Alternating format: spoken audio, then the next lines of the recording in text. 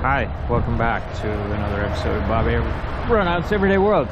I'm at the 8th Street Hudson Bergen Light Rail stop, HBLR stop, and we're going to continue our walk down of Broadway Avenue, the Bayonne Ave, Broadway Avenue. It's part of the Broadways of America series that I guess I'm doing. But since I'm up on this platform, I wanted to just start filming here because there's like a cool view up here, right? So right now we're looking pretty much east towards Manhattan, although we're south of Manhattan now, so that's why you don't see like the One World Trade or anything. If we look in that direction, you can see some of the Midtown/Hudson Yard buildings over there in the distance. Turning around, looking in this direction, behind the houses and the trees and so forth on the other side of the water is Staten Island, actually, and over there in the distance you can see the horizontal bridge a little bit. And turning around over here is the Bayonne Bridge, which is the bridge that crosses over from Bayonne, where we are right now, to Staten Island to the north. The west corner of Staten Island, and that the JFK Boulevard walk down that I did ends at the foot of the Bayonne Bridge on the Bayonne side, so that's how that connects. Anyway, now let's go down and we'll walk over to where we left off last time. It's been a while since I came here. I tried a couple of times, but on the weekends it's a little hard. The trains aren't running and it was cold and I'm complaining and making excuses, and here are some ducks. Yeah. So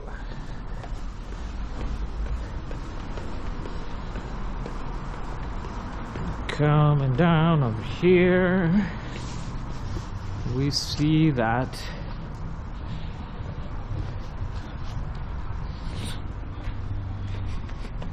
we're not quite on Broadway Avenue. This isn't Broadway, so we need to walk this way to get to Broadway, and we're gonna do that.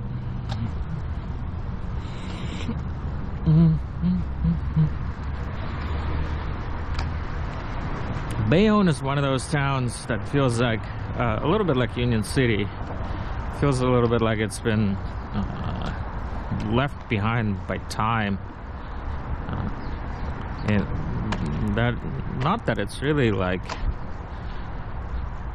in such terrible shape. It's probably just too close to New York to really be completely discarded by time, you know.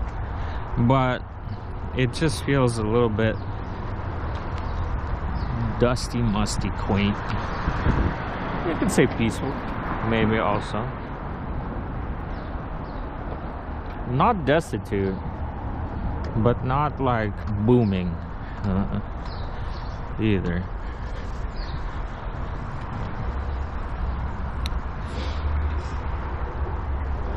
It's been a while, so I actually don't. It's possible that I filmed some of this. I seem to remember, like half remember maybe filming here as well, but if so, that's okay. Here's another view of some of the same location.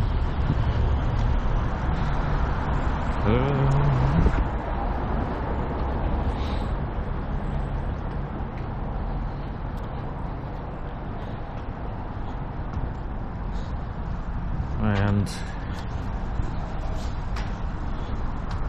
we're just gonna follow Broadway north towards Jersey City. It's quite a walk, actually. It's gonna take us a couple hours at least.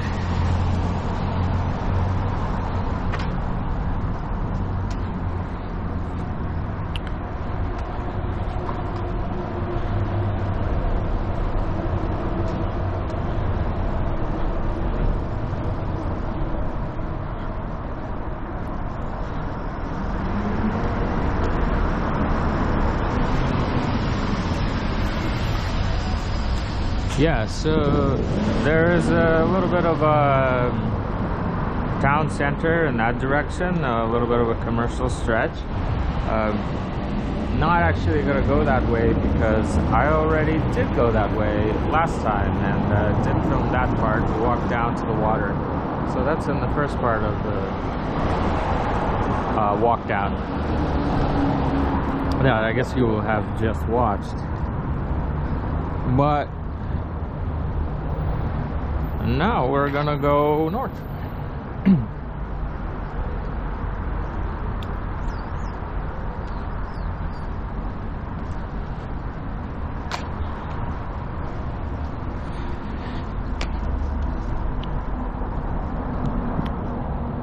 Yeah, as you can see, we're on Broadway again.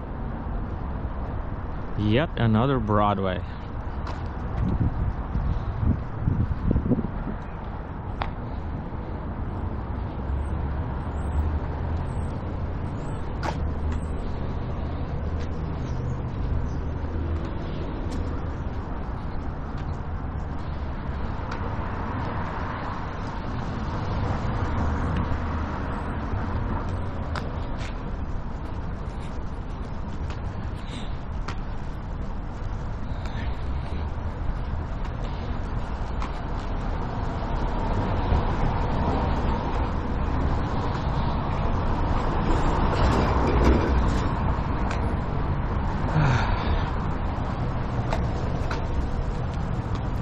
Not one brother from Italy, not two, but three brothers from Italy over here.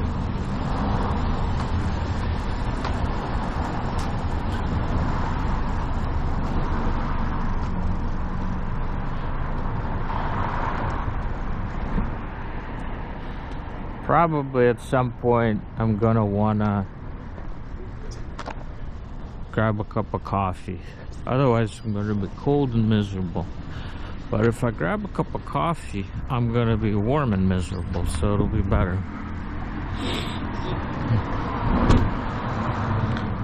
China set.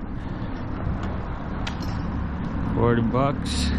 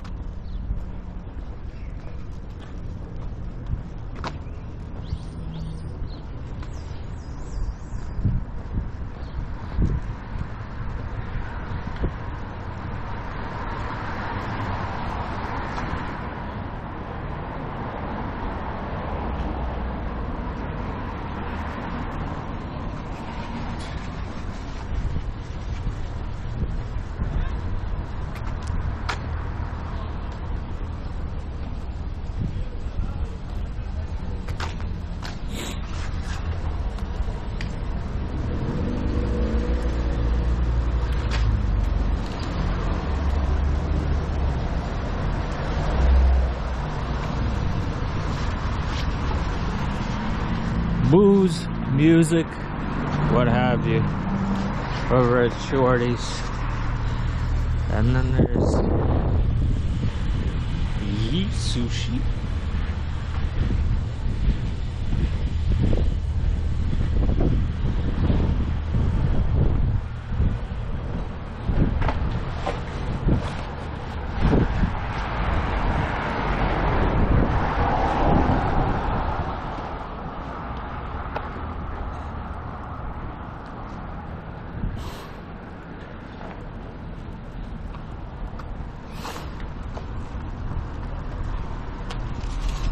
I wonder. I guess I could make my way through here. It looks like maybe a little bit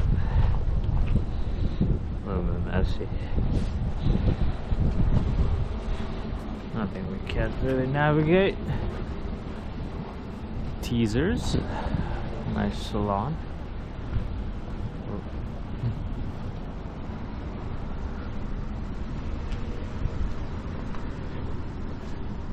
Bayonne. So there's, you know, like normal, I don't even know what to call this. It's like, it's not a town, it's not a city, it's like an area, a populated area.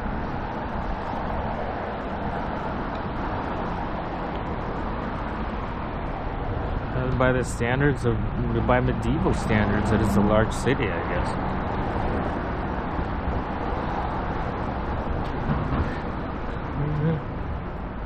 But we don't live in medieval times.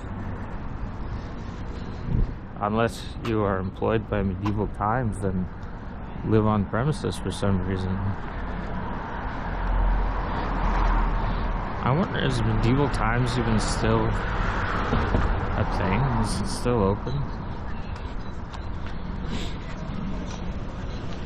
I went to a medieval times location one time with somebody I dated briefly. It was a memorably mediocre experience. Mediocre is probably giving it more credit than it deserves.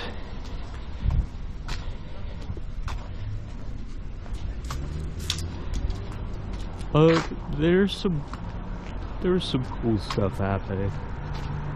I think they had horses, or I don't know.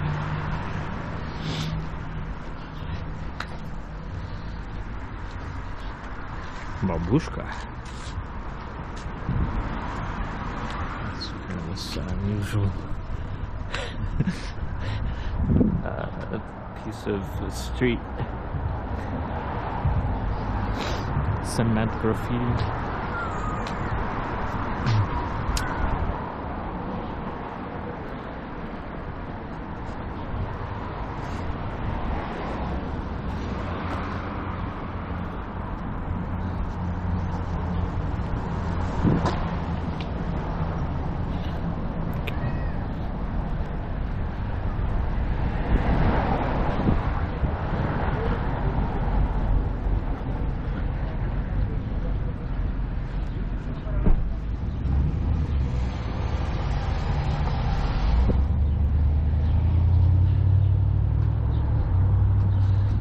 R.I.P. Prodigy.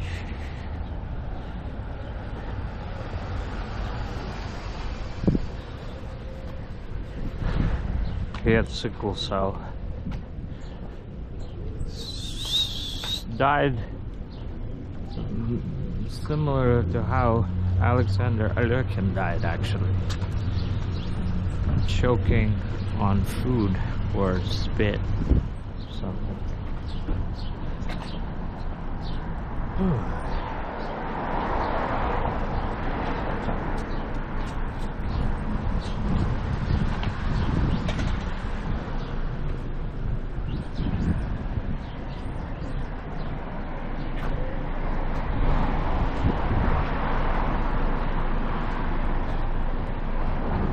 Grilled pigeon.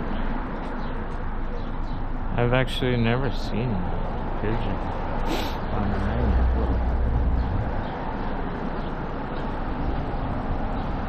Really? I wonder how the local pigeons feel about that. Must be weird, you know? Being a pigeon, seeing these good buddies get grilled. It's like not that chill, you know? Not that nice. There's just some new construction going on, although it looks to be a little bit, if not on hold, then slow going maybe. I just say that because that blue tarp sign thing is tattered. It looks like it's been there for a while.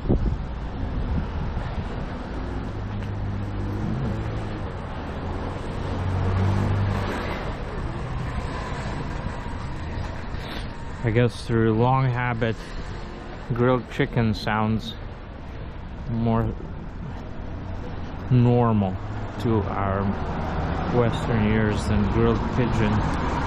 but there really is no difference. It's not like pigeons are, you know, more human-like than chickens. If anything, probably the opposite.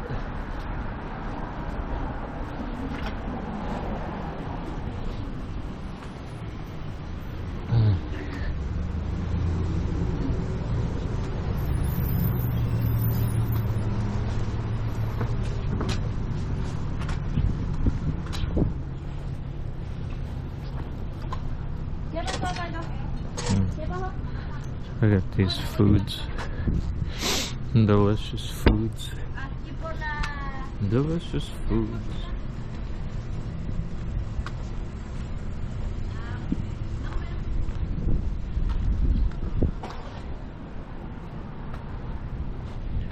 And this cake shop.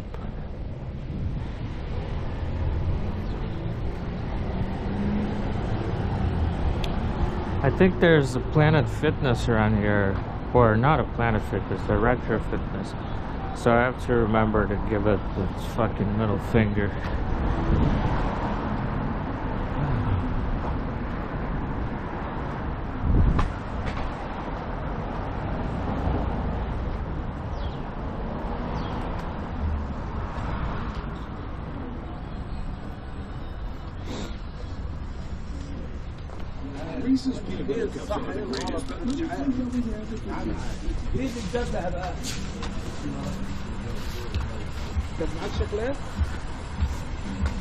Okay. Discount store.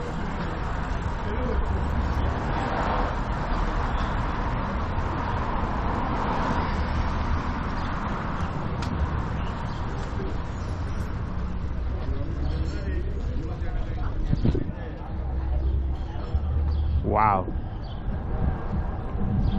that's quite a striking eagle.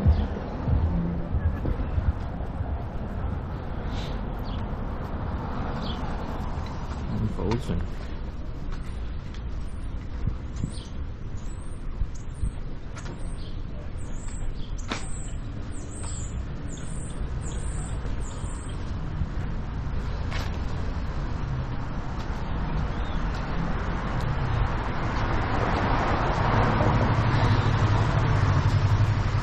It's all fun and games, you know. Everybody's gangster until this guy swoops down on you.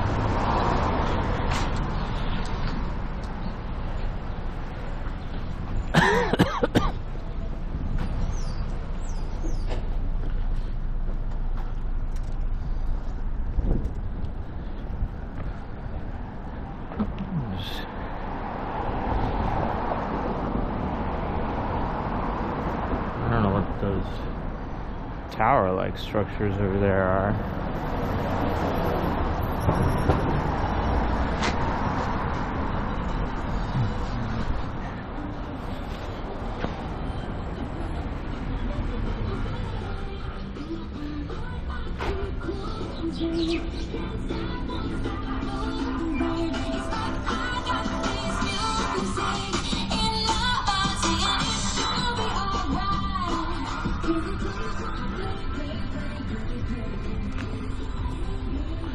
Yeah.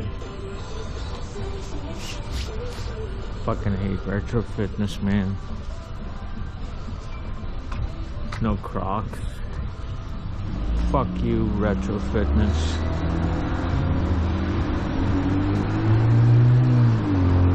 Seriously, man, it's crazy. They're like, hey.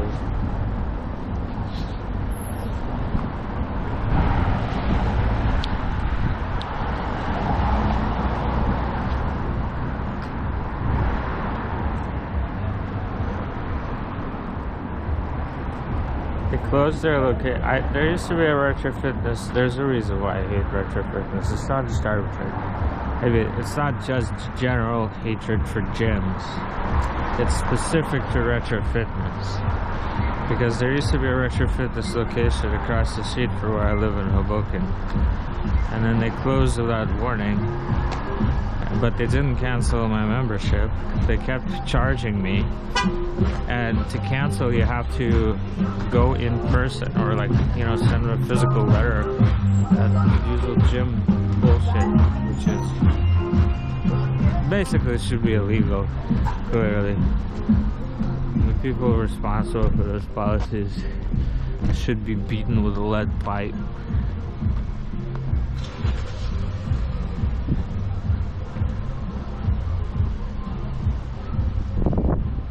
And I mean that literally, physically beaten with a lead pipe.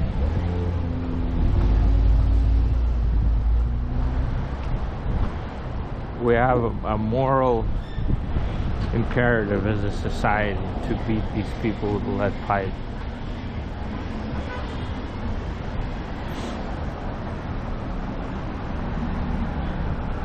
Not just a right, I would say, but almost like a responsibility or a cultural obligation.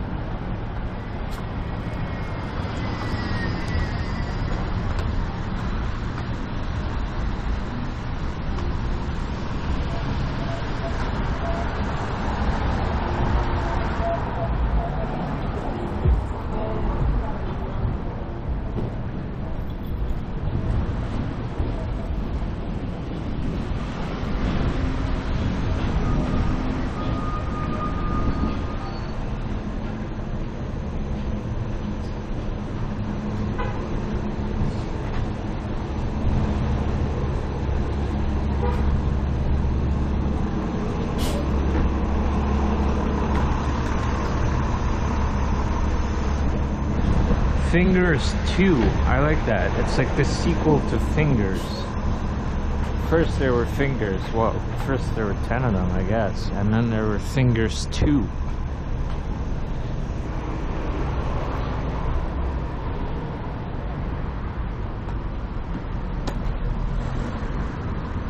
Oh, baby.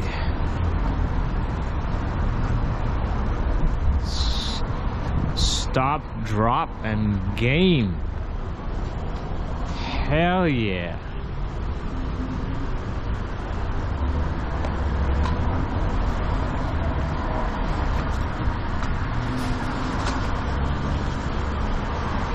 What do we want? Game stop. When do we want it? Now.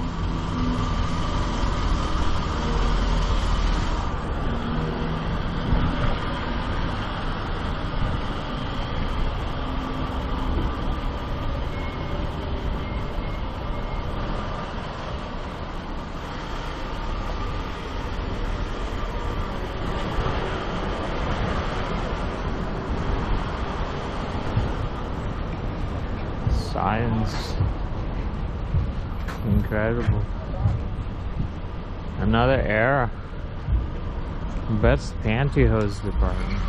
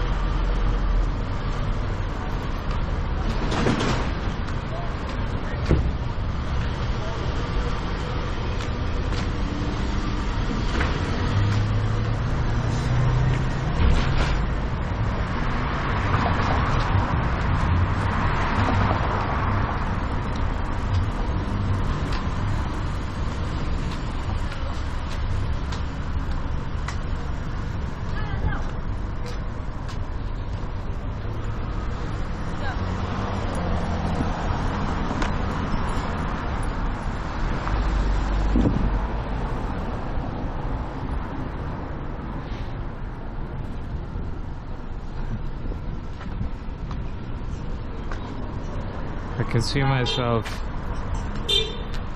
ending up with a small apartment in Bayonne at some point, because it's like it's probably one of the better deals you can get in the area, and you know, within like pretty easy commuting distance from New York. Probably is just undervalued area because it's got no sex appeal at the moment, and it's got no, like, you know, there's not like yuppies living here. It's not gentrified at all. But at the same time, as you can see, it's not like, it's not at all in bad shape. It's lively enough. There are people on the street. It's not a weekend. It's just a weekday afternoon, and you can see there's good foot traffic on the streets. Many of the businesses, not all the businesses are open. Many of the businesses are open. Yeah, so many of the businesses are looking dated, but not. There are also plenty of newer ones as well, and see, the streets are pretty clean by American standards. Of course, by, let's say, Japanese standards, it is a mountain of filth, but you know, Japanese people are insane, so like in a good way for the most part, but still insane.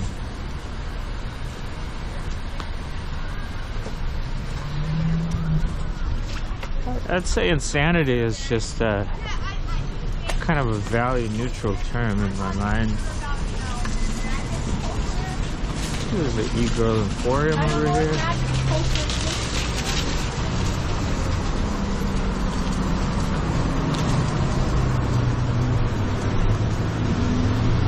No, not really, because the plushies aren't big enough. The plushies need to be like unreasonably large, or at least some of them, you know. There's a post office location.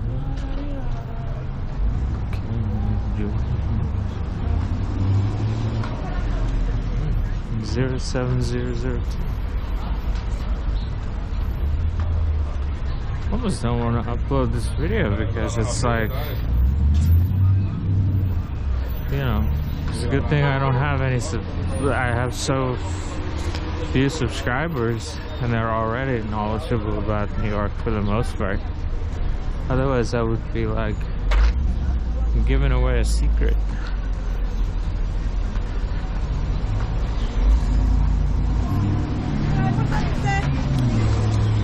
I do think, you know, more places are closed than I like to see on a weekday afternoon. Like, it's not late. It's not even 5 o'clock, I don't think. But you can see a lot of places are just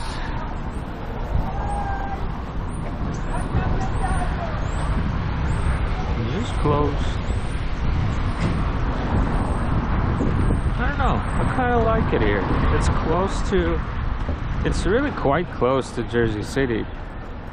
You get on the HBLR and you're at Exchange Place in like 20 minutes, you know, and then you can get to New York from there in another half hour, 20 minutes.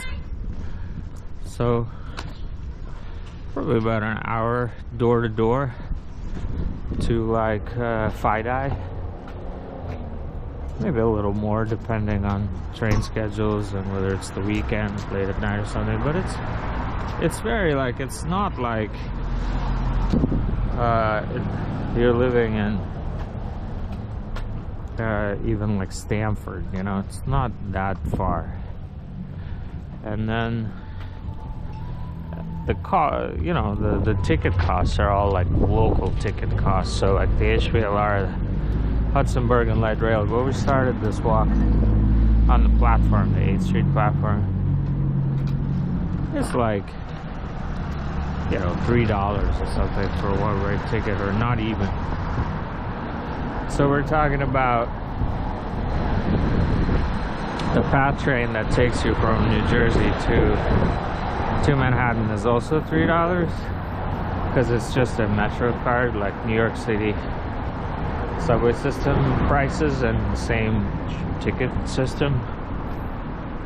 So we're talking about round trip cost of about $12 in 2025 to go to Manhattan from here, round trip.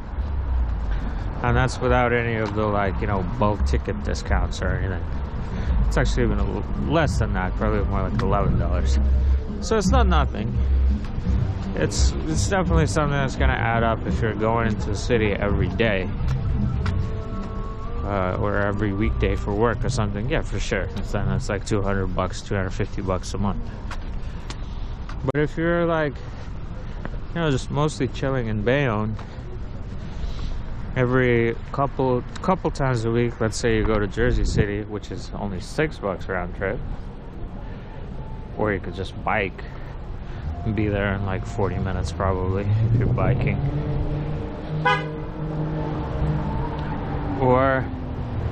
And then, you know, every week, once a week, you go to Manhattan, add another $6. So that's like, you know, more doable. That's pretty doable. It's just, and then, you know, you're over here and you're having food, and the prices are, as you can see,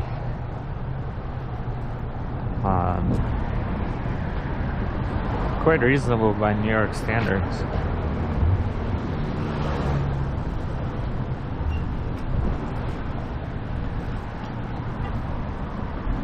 So yeah, maybe if you're like really young and horny and it's not the best place to live, but if you're just like a normal adult person, it seems totally fine.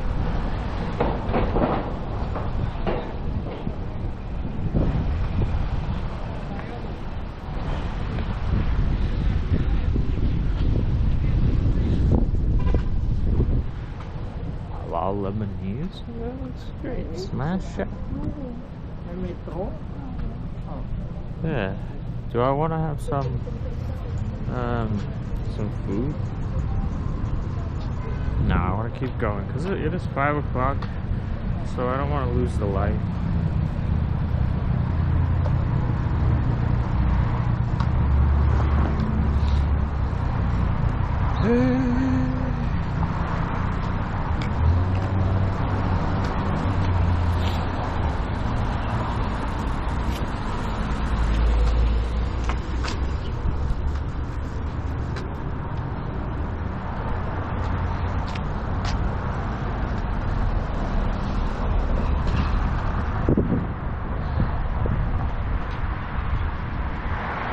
I mean, you got a gym, even though it's a retro fitness. You got a tattoo parlor. You got a GameStop. You got multiple places to get multiple restaurants, many of which look nice. And it's not even just, the restaurant selection is not that quaint and old-timey. It's not that dated. Like, there are newer options. There's sushi, there's Thai, there's various kinds of Hispanic food. There's halal food. There's Italian. Okay, that's more old school, but good. Why not? Also Italian. There's this Glorious King person, you know, they probably got a pool table in there. There's this place who's got the Chimi Pizza. I went in there, I think, at one point to use the bathroom.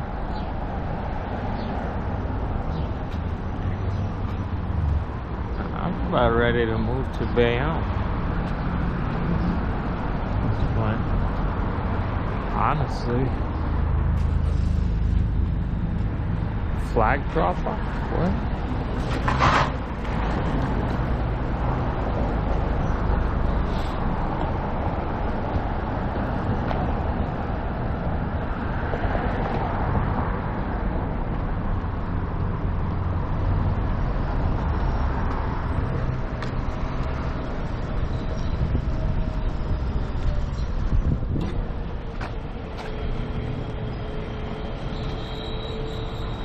Yeah, there's a pharmacy. I don't know, like literally what else do you need?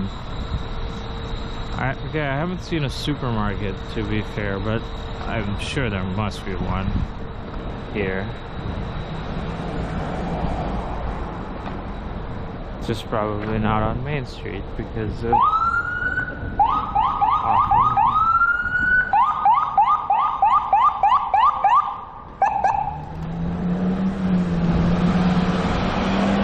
Go ahead.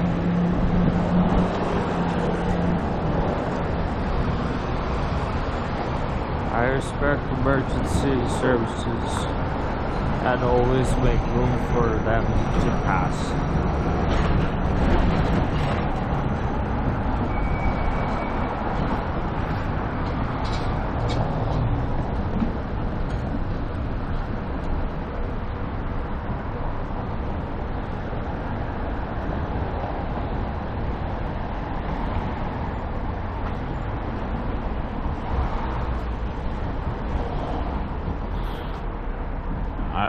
Good as fuck. Honestly, I don't know, man. It's a place that looks good.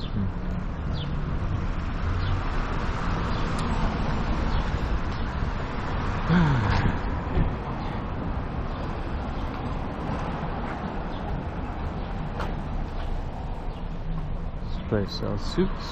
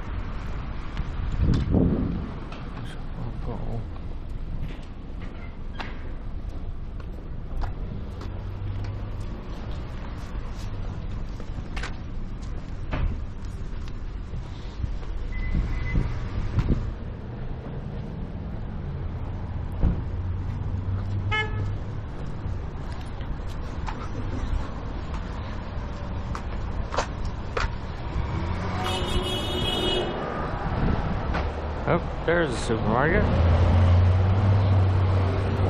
Right there. Like what I was talking about, the one thing that I didn't see. So, like, yeah, you just got everything, man. I don't know, there's a laundromat right there with dry cleaners.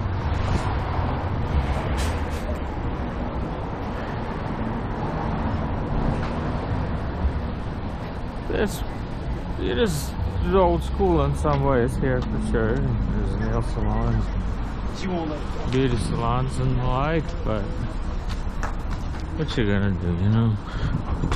That's America. That's most of this country. It's just very old school. So.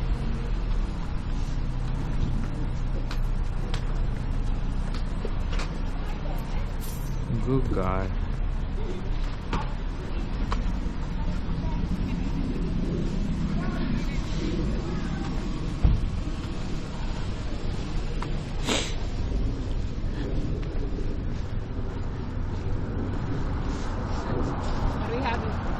Whoa. Sorry. Actually, they have a red light, so I'm not sure what the fuck they were doing.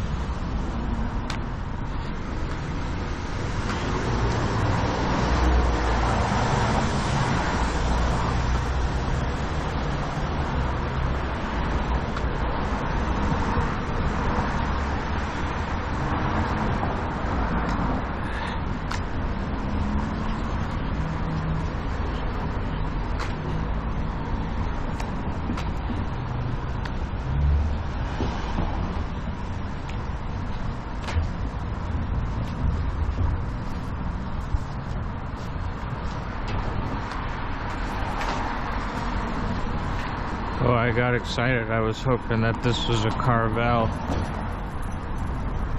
I love Carvel. They got the best items.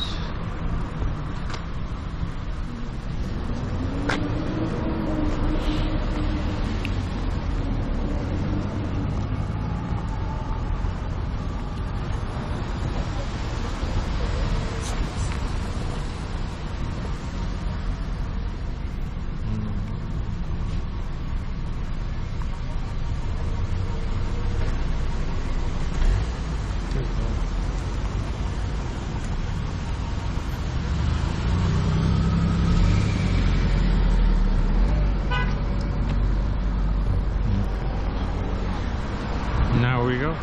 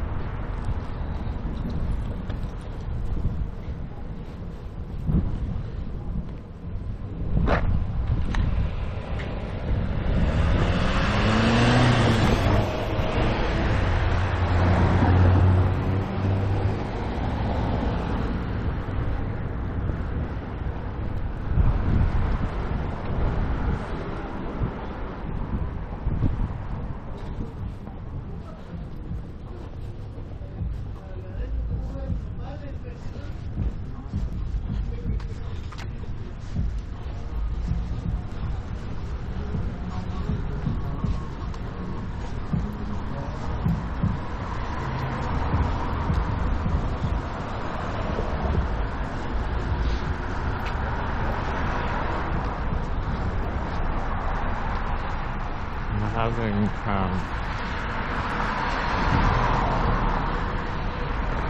pool withdrawals, and so that there's some pool.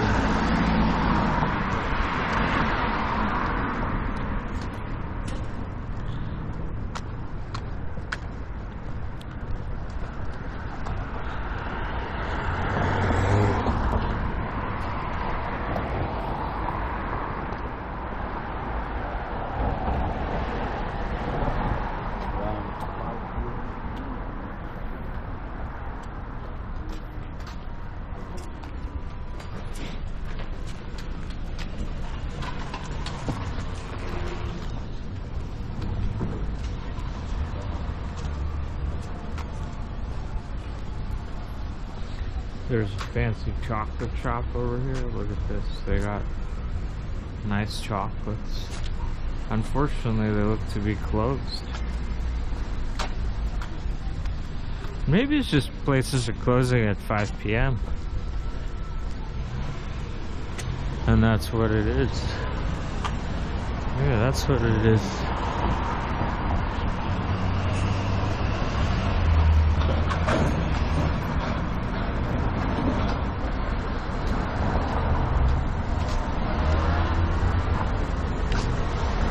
Physical stores, it has to be said, in some ways are very inefficient.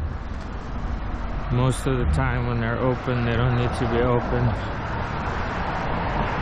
They don't scale their availability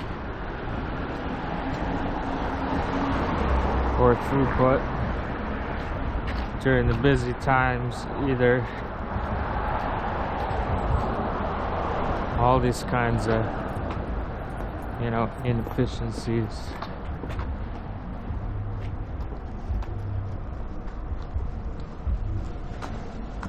Now, that's just one perspective.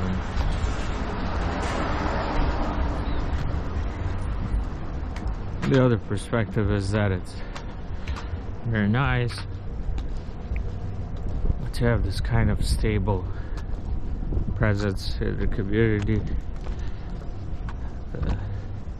that you could rely on to be open and available at known hours year after year. There's a nice ebb and flow, you know, to the busyness of a store, like the tides. Let's maybe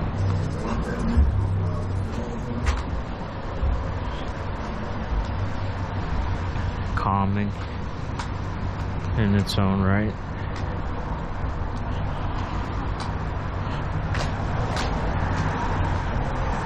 The people who work there have more stable and predictable schedules and income that way.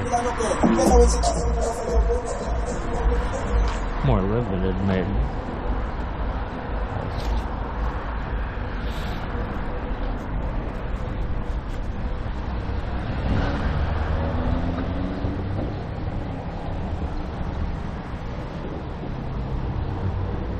Still in Bayonne, as you can see. It's been a while. We've been walking for, you know, not so long, but a couple dozen blocks. There's a Dominican Power restaurant, and there's a place called Vector, which looks like the closest thing to a hipstery location in this area. But it looks to have gone out of business. Instead, there's this Bon Appetito anthropomorphic bagel, which is a little strange that there's an anthropomorphic bagel. Oh, okay, it's breakfast and coffee. Fair enough. I thought it was an Italian place with the name. I guess Italians may also like bagels. It's crazy to think.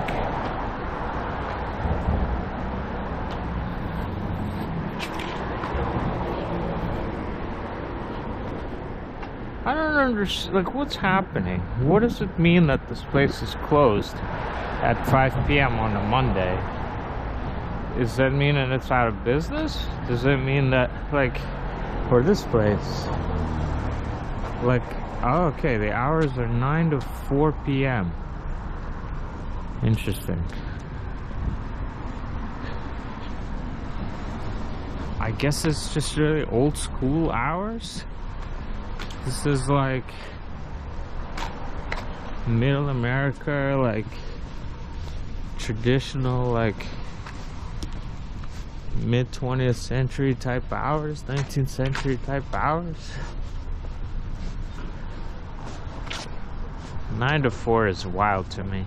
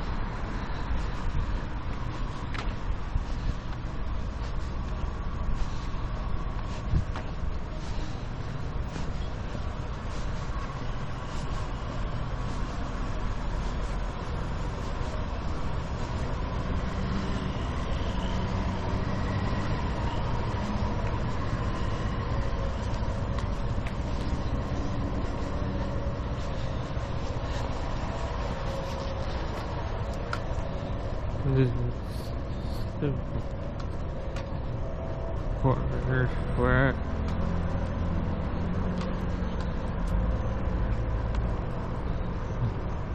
Yeah.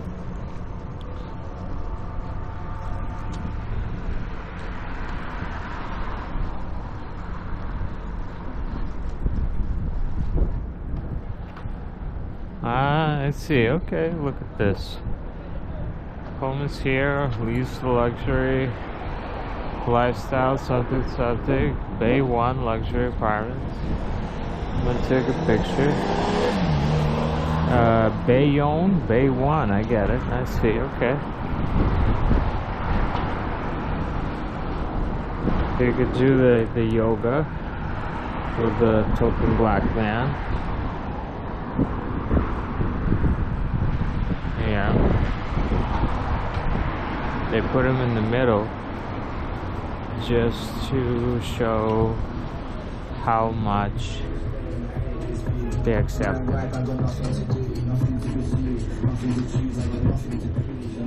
But if they don't put him in the middle, then they'll get criticized for marginalizing him.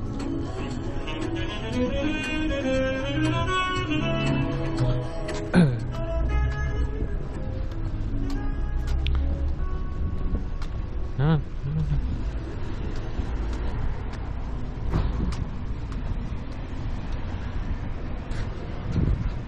You know, I mean, honestly, yeah.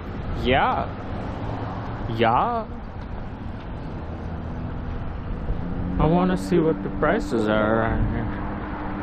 I'm curious.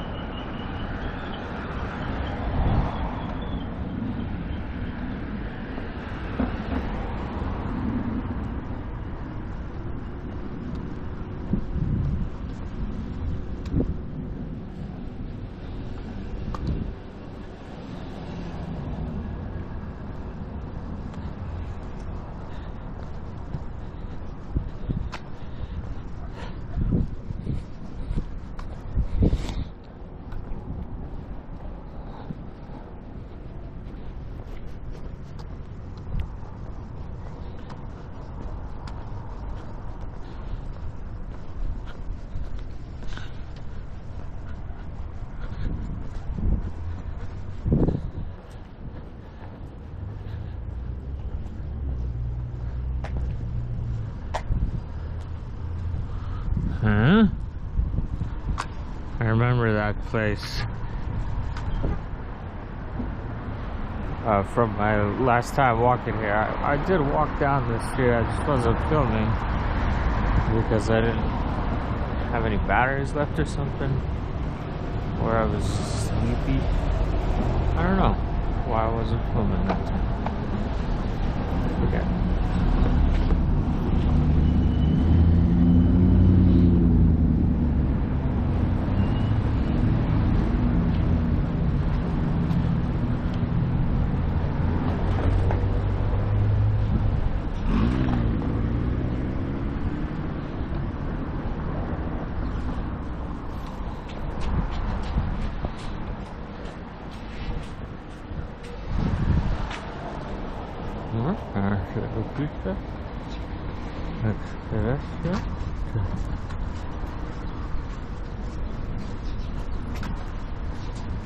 Good place to have a bite.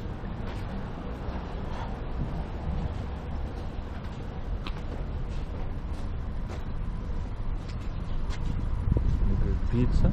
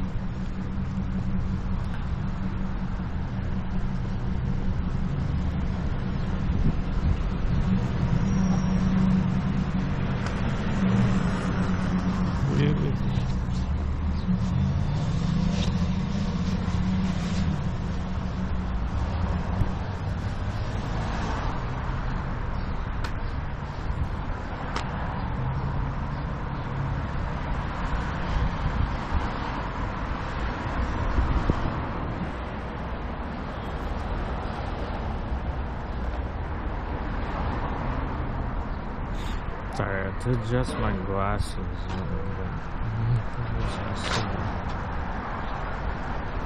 And now I'm done adjusting.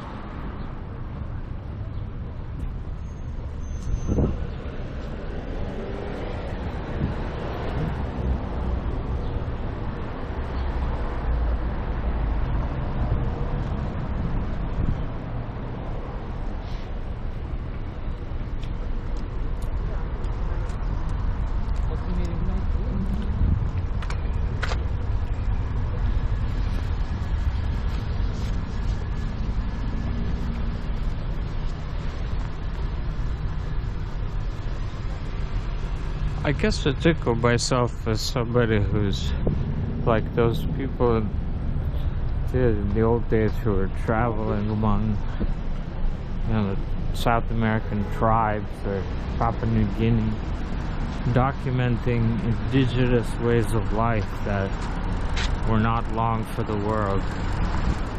This is what I feel like walking around here, shooting this footage.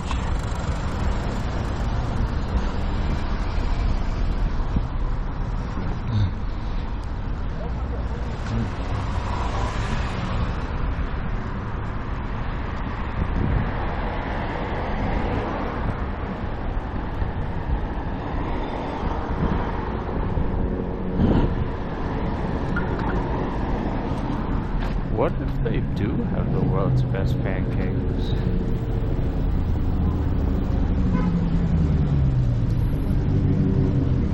I remember wondering this too when I last walked through here. Because it's like, it's always possible, right?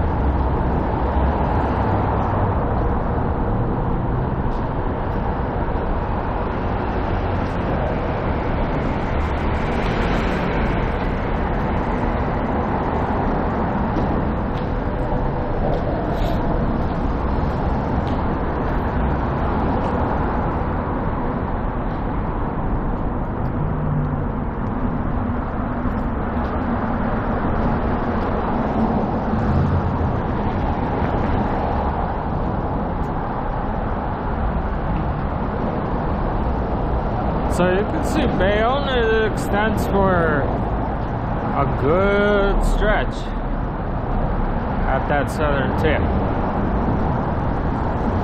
We walked about, I don't know, 40, 50 blocks, right?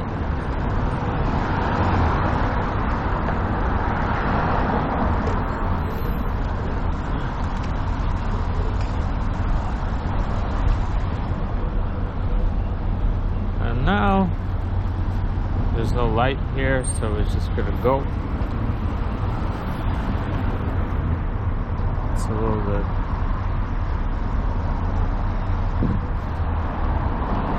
spooky to cross here.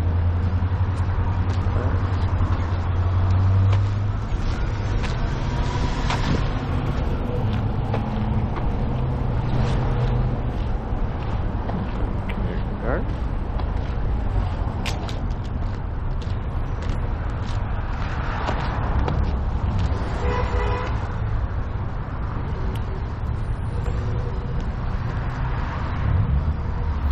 Now, as you see, as we cross over into Jersey City, things don't exactly get more prosperous. If anything, the opposite. Now, Jersey City is a city with some wealthy, maybe not wealthy, but well-off neighborhoods for sure. Upper middle class, we could say.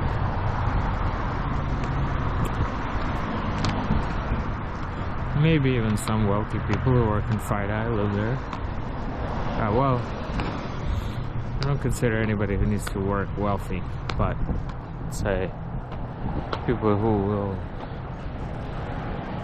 be wealthy in 10 or 20 years. But there are also some quite poor people here in Jersey City as well. And in fact, we're in that neighborhood, that section of Jersey City that is one of the least prosperous sections of the city, Greenville.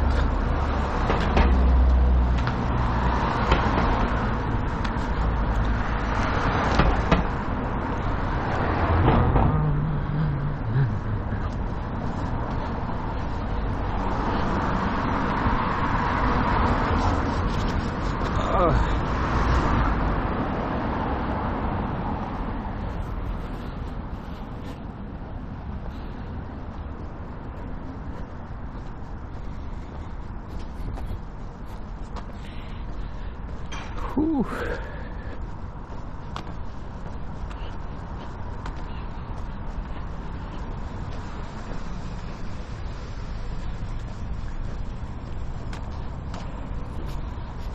But it's just, you can see there's nothing terribly drastic going on over here. And sure, it's not like really it's not like Dixwell Avenue in New Haven, that's for sure. Now that was an intense level of poverty.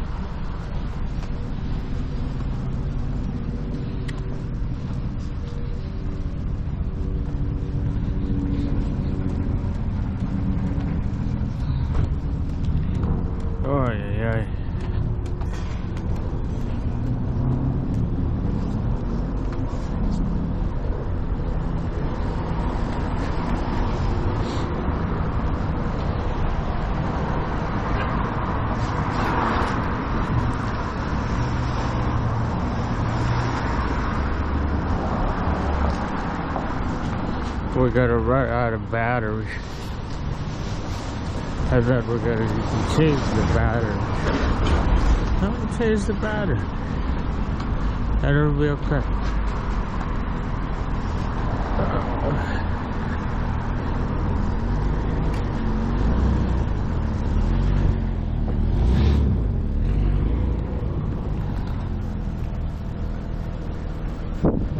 %. I'm surprised my battery has not run out yet. I think it's because I've been keeping the screen off for the most part. I mean the back screen.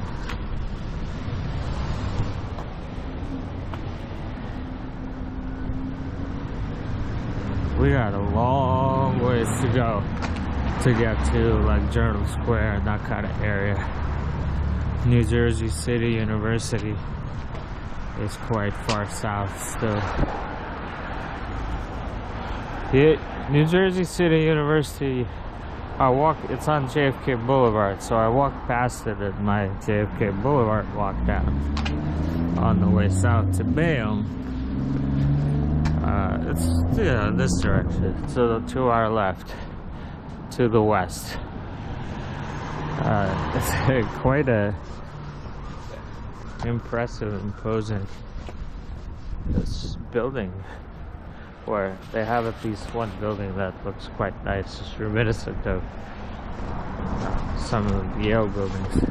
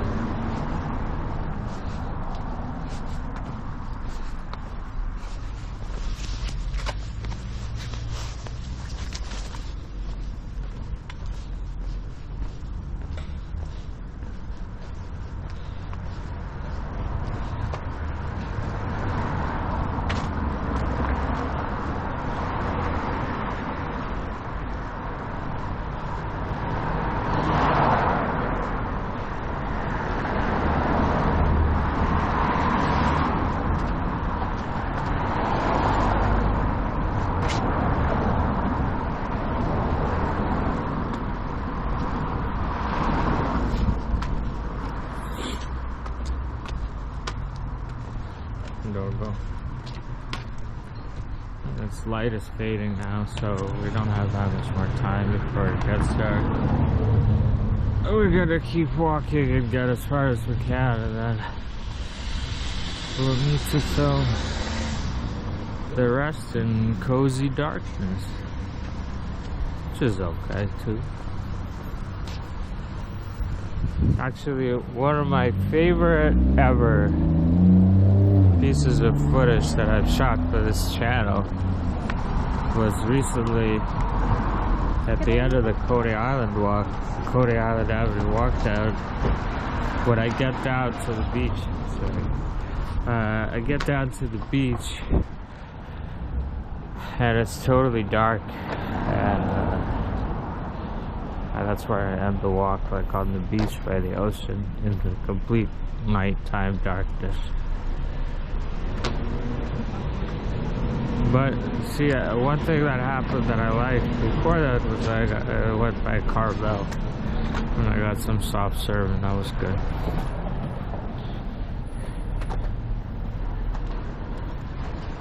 Alright, time to change the battery. I'll BRB.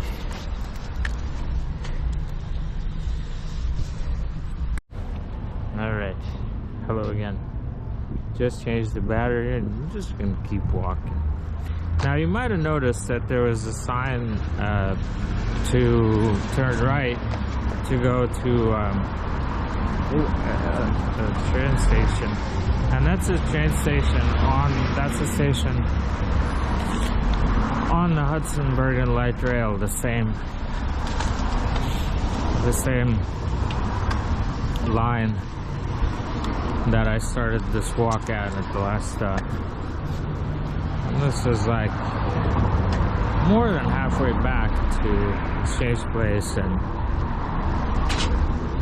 Harborside, Harvest Cove, Newport, those northeast Jersey City stops that are close to the path stations. There are 2 path stations. And there are Exchange Place and Newport that are, you know, on the way to Fidei, or depending on the weekend, sometimes on the way to like you can see the facades, or the roofs only built out at the front.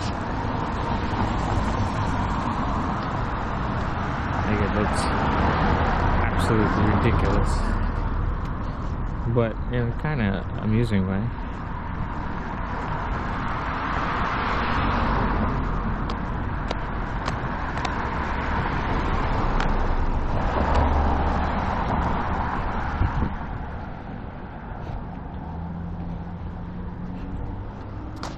I hate this way of just generally being in the world, of like presenting a different face to the public. It's just, it's pretentious and pathetic.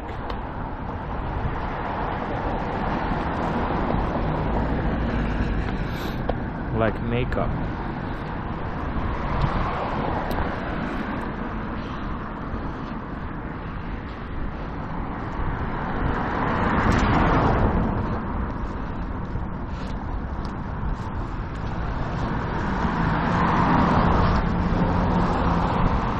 Yeah, so you see that black tower that looks like Sauron's fortress? That's downtown Brooklyn. I don't know if you can see it from here, but I'm pointing in the direction. And then to the left is, of course, downtown Manhattan over there. So downtown Manhattan, Brooklyn, and then to the right is like South Brooklyn over there, you know.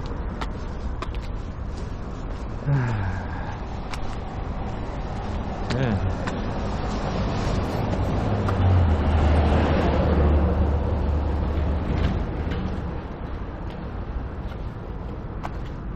Kind of like the cemetery. It's kind of just, it's got a relaxed, unpretentious vibe to it. Might be, looks kind of full up. Otherwise, I was gonna say I wouldn't mind being buried here.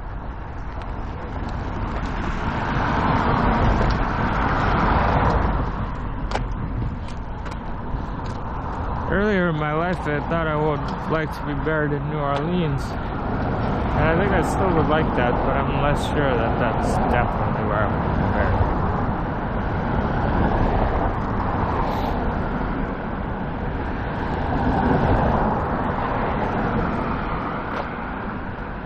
It doesn't really matter.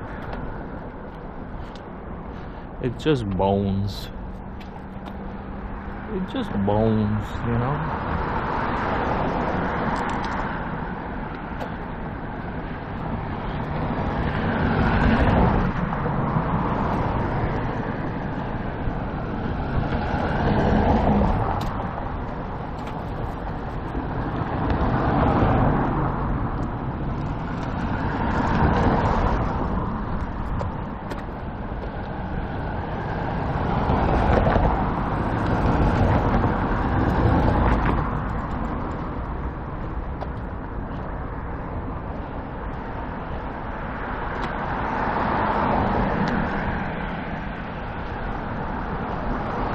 Doesn't matter, my friends. We will still all be forgotten soon.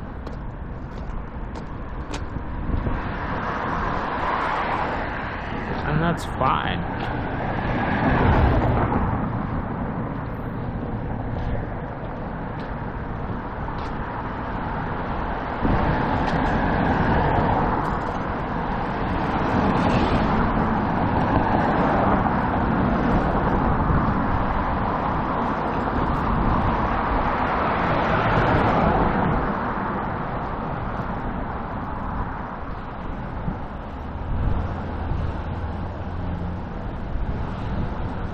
A lot of my walks take me past cemeteries. McDonald Avenue, walk down Eastern Parkway, a little bit touching on Evergreen Cemetery. McDonald Avenue actually takes you past 2 cemeteries. Because you got Greenwood, and then there's the other one that's down in Midwood that's just like bleak as fuck.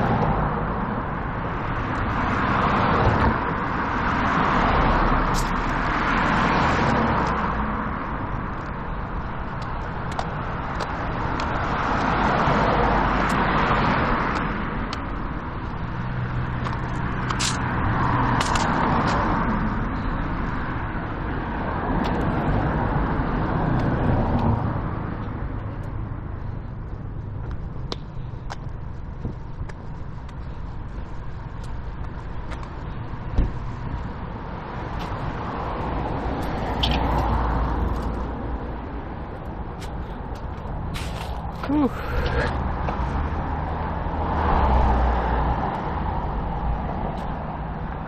Yeah, so now you can see downtown Manhattan pretty easily. That's one World Trade over there.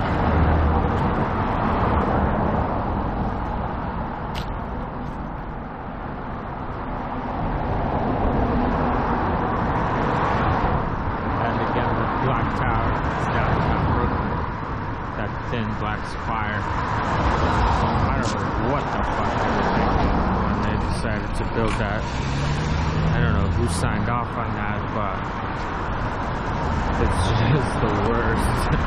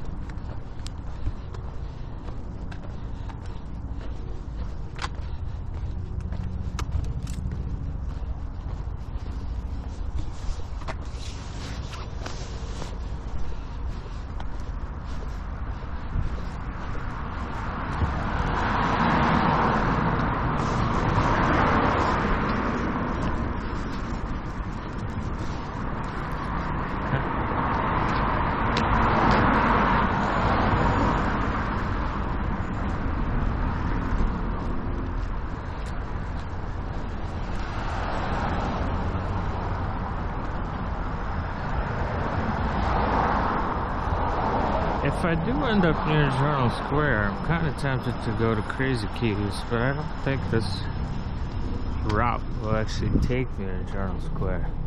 Kind of unfortunate. Crazy Keys is a pool hall in Journal Square, and I like it because, well, first of all, it's just, I like the variety. I like going to different pool halls to play different days. It's inexpensive compared to at least some of the Manhattan ones.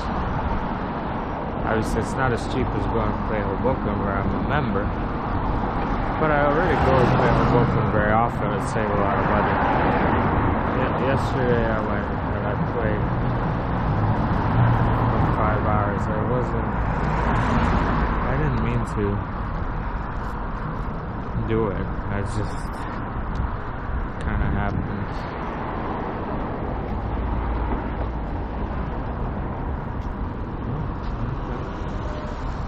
There's some athletic fields down there, it looks like. Let me walk down there and see what. I'm gonna walk back up.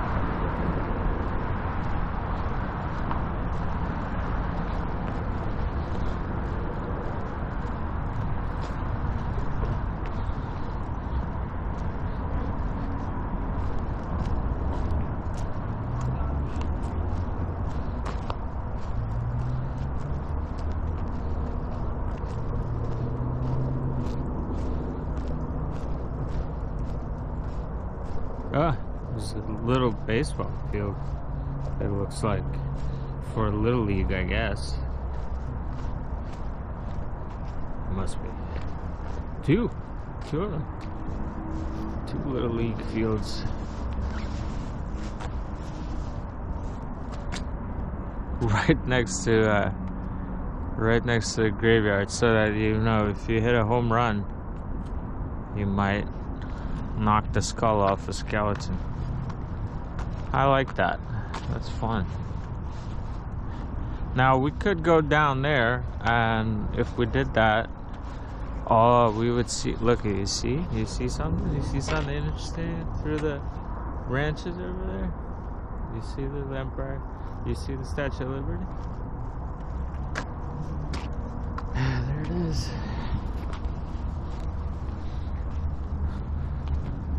Bayside Park. There.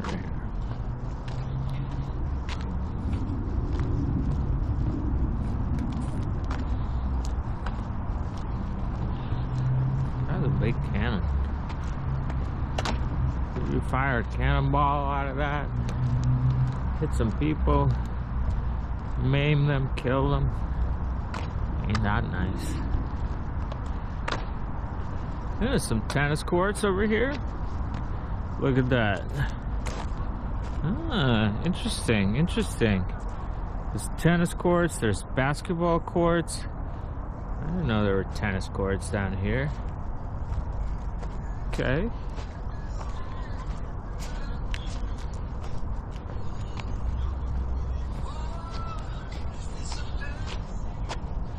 I do like tennis. I don't play it. I haven't played it in decades.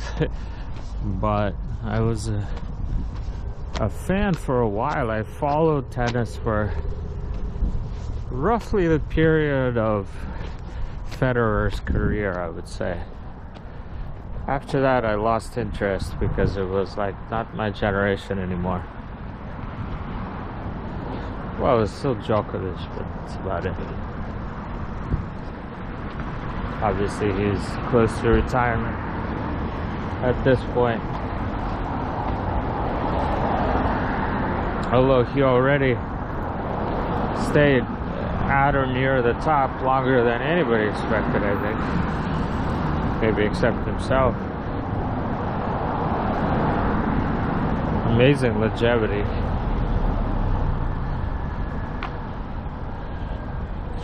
I never was a big fan of Federer personality-wise. I still am not. I like Nadal better out of those guys. But you don't, I don't. None of the tennis players who knows? I don't know what their real personalities are like.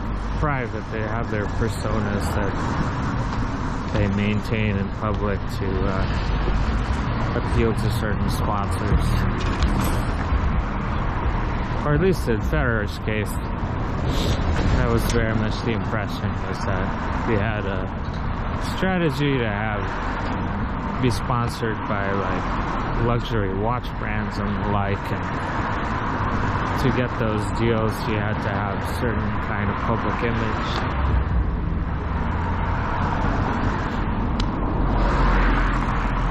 I would expect him to be quite a different person, more different person in private than, let's say, Nadal is from his public persona.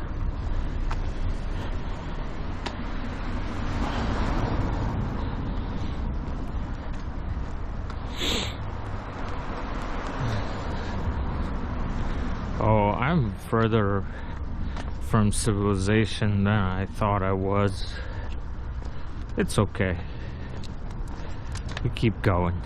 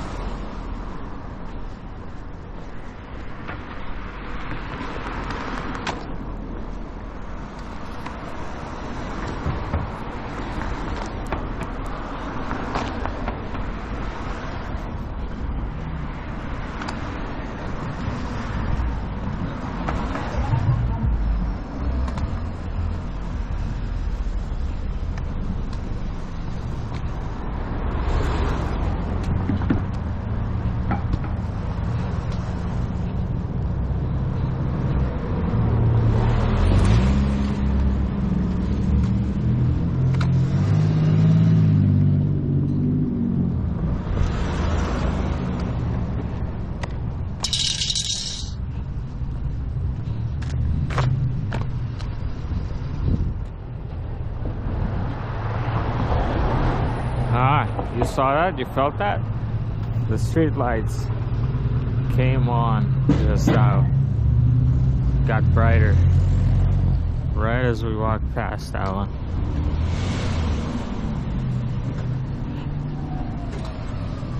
You see how much livelier it was in Bayonne, actually? I think because it is more compact.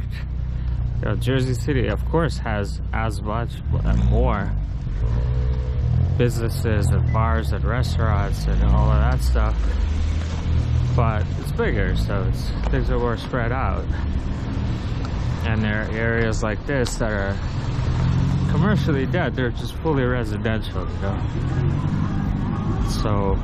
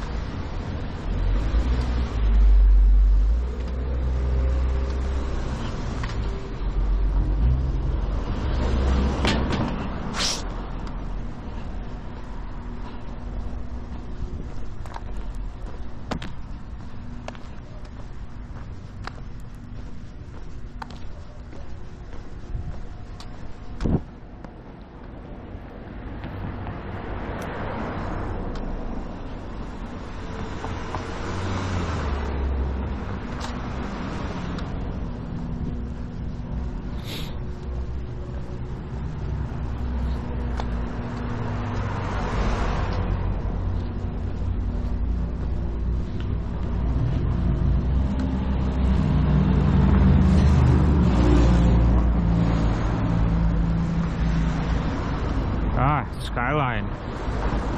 That is a familiar and happy name to me because skyline is this pool hall that I like. It's my favorite pool hall. that I've been to actually. In South Brooklyn at McDonald and 86th Street. Where 86th Street ends. 86th Street ends by running into McDonald. Or a little bit earlier maybe, and then it's just Avenue X. Although I think it is 86th Street on the west and then Avenue X to the east of that intersection.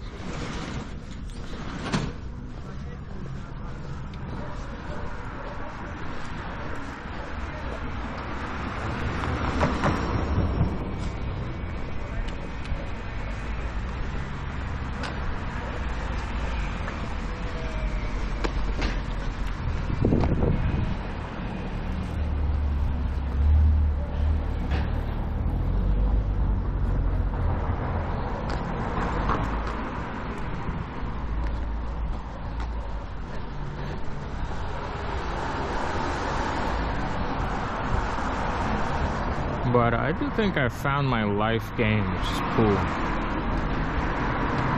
It's strange to say because, you know, you would think that it was chess. I grew up with chess. Chess is important to me and will always be a meaningful part of my life. But pool is something that I seem to have a very powerful natural appetite for. And something that I enjoy practicing in a very like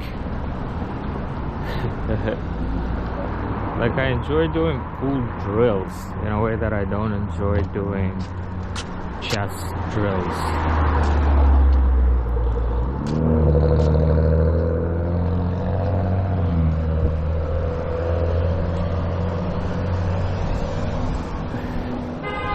I think it's just because it involves the body and it involves motion, it involves smooth movement. And I like smooth, fluid movement. That's something that I've long enjoyed. I always liked racing games.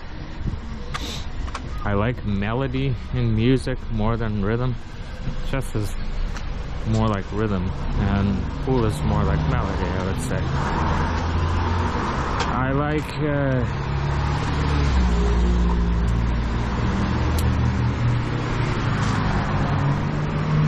you know, growing up when I first fell in love with video games, it was Galaga, and of course in Galaga, because you know, there's a smooth movement kind of as was available at the time in game, and then the game that I most remember playing on the home computer when I was a kid was River Raid. What I loved about it was the way that there was this like acceleration, deceleration that you could do that was also just had a smoothness to it and an inertia, a stretchiness, and elasticity. That's, you know, why I've never really liked particularly, or let's say I've respected but never really warmed up to shmups. The movement in them feels very divorced from physics. It's just like moving the cursor on a screen for your ship. There's no sense of inertia. There's no sense that, you know, you're moving an object with weight in a space that has gravity. And I guess it has to be that way in a shmup because, you know, you have these really intricate bullet patterns and you need to be able to move in very like ultra controlled, minute, precise ways to avoid the patterns. So it wouldn't gel very well with a physics simulation. But yeah, that's kept me from really getting into shmups, for sure.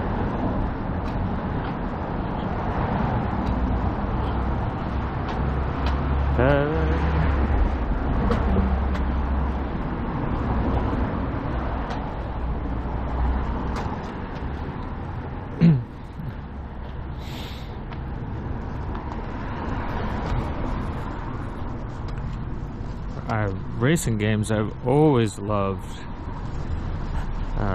Going back at least to this off-road. Well, River Raid is in a way a racing game because you have a limited supply of fuel, so it's kind of like time trial, right? You have to navigate a track course. By the way, it's procedurally generated, I think, so it's like a roguelike.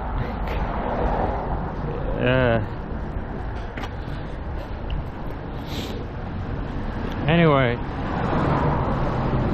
yeah, that was just like a shitty thing about the whole PS1, Sega Genesis, those Super Nintendo, those generations of games. They just didn't really, the consoles didn't have what it took to do fluid movement properly, I don't think. So it started getting really good with like I would say like Xbox, PS2. There was like Toka on PS2. There was Gran Turismo, but for some reason I liked Toka better. Maybe Gran Turismo was too stimmy for me at the time. And then on the Xbox there was Project Gotham Racing. Originally on Dreamcast, but then on Xbox too. I love that game. The cone challenges in that game, just the risk, pushing to the limit. With so little margin of error and so such unforgiving scoring mechanics. You know, you were trying to get this keep this combo going through the whole lap by deliberately throwing the car around corners to go into drifts on these narrow tracks where if you touch the wall even just the slightest bit, you would lose not just your combo multiplier but all your points. The kudos.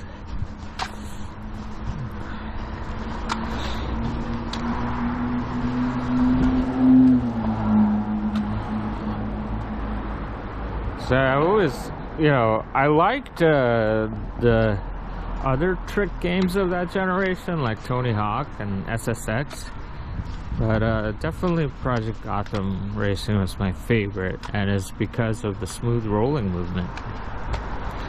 I just love rolling. I love smoothness, smooth inertia based fluid rolling type movement. So that's huge. But then I do also like, you know, tactics and kind of one thing that is a limitation of racing games is that there isn't really space for creativity or playfulness. You're trying to find the best line, and it's very beautiful when you find it, and it's very satisfying, and it feels incredible. But, you know, it's like you're looking for the solution to the track, really. You're not looking for, and there's kind of like one best solution, or if the solutions are, if there are several equally good solutions, maybe there still are kind of very similar. Whereas in pool, there is such a wide variety of shots that you could attempt, and so much cheeky stuff that you could try to do, and so many like excitingly and entertainingly like reckless and irresponsible decisions that you can make as you're playing a match. God damn. No car is more hated by birds than this car. I wonder. Damn, what did the driver do to the bird population of New Jersey? Holy shit.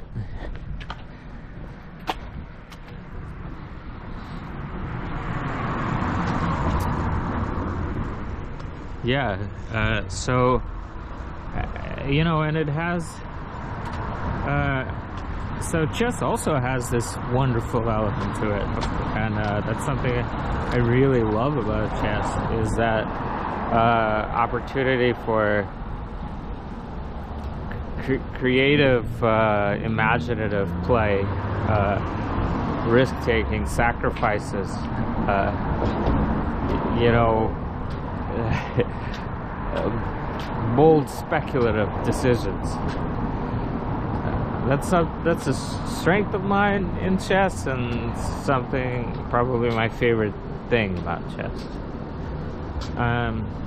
But still, in chess, there's like the rules are maybe tighter and more artificial, right? Because it's not like real world physics. It's like these specific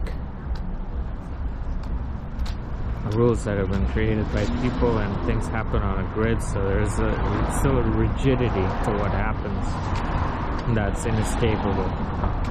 You can make chess approximate music, you can make chess approximate melody, but fundamentally it's more like a rhythm. It's more, you know, broken up into these beats of rows and columns. 8 by 8, like 4 by 4, you know, like but with so it's discrete. But then pool is, you can discretize it to a degree, kind of in the other direction, but fundamentally it's analog, right? It's like smooth movement. There is a limit to the precision you could achieve, and everything is always just a little bit off or a little bit loose, and there are kind of infinitely many paths that a ball might take, as opposed to, you know, 4 squares that a knight can move to, or 8 squares that a knight can move to, depending on where it is on the board. It's never that exact in pool, and so yeah, they're just, you could say, taken together, maybe they're like rhythm and melody, and when you bring them together, then you have everything. But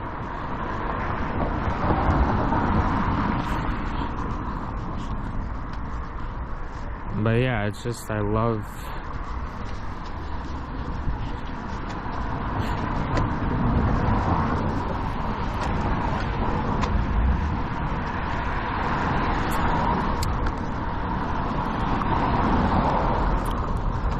melody.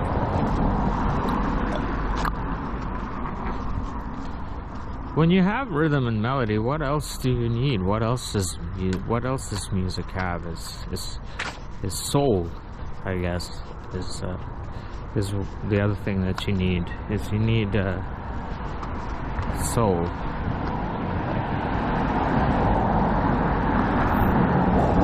And that comes from the person, maybe. That is just the person.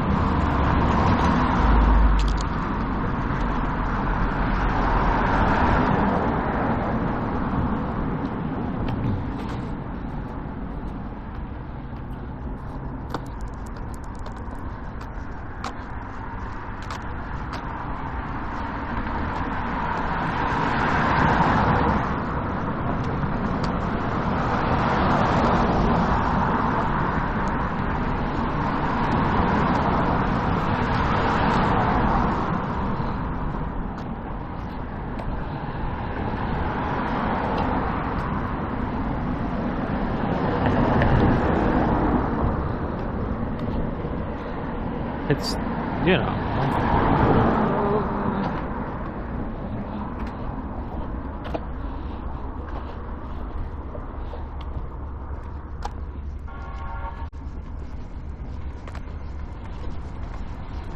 you could say that pool already has elements of both rhythm and melody, though, in that there is like the melody of the fluid movement, and then there is the rhythm of the fact that it's turn-based, right?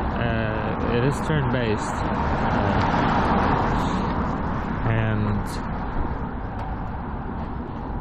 Yeah, people talk about settling into a rhythm when they're shooting, you know, getting into the groove. Now, getting into the groove is a musical term too, right?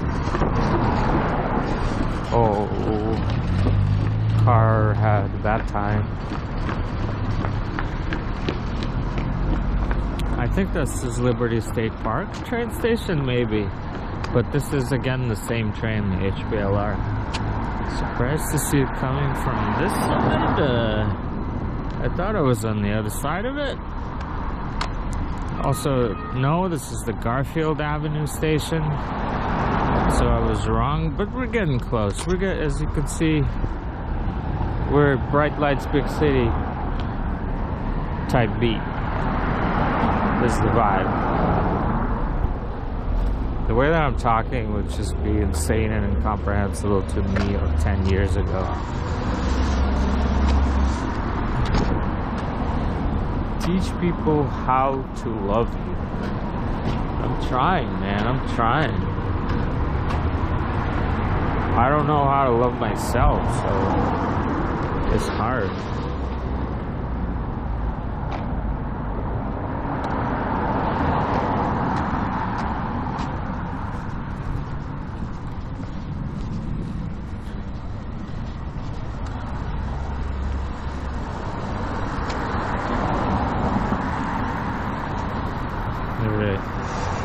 I have a Sweet Pumpkin energy bar in my pocket, and I've destroyed the packaging to the point where it's no longer aesthetically appealing despite being Korean in origin. So you can,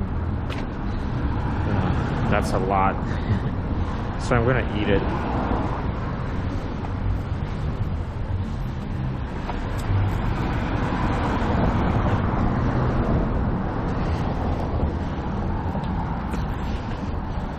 Unfortunately, it doesn't taste as good as the packaging looks, but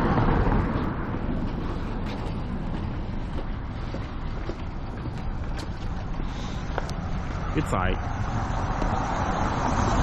It's a little weird. It just wasn't the packaging. The packaging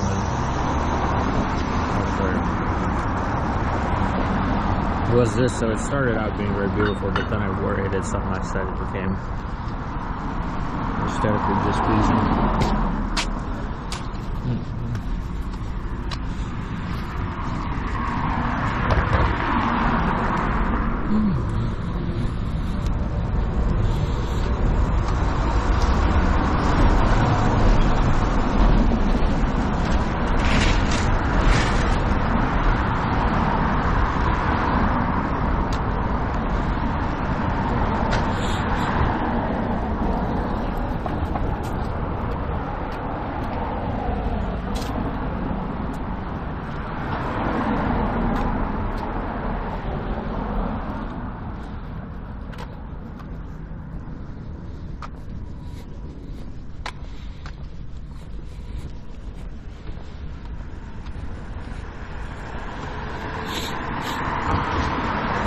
The last time I walked by here, this same sofa was here,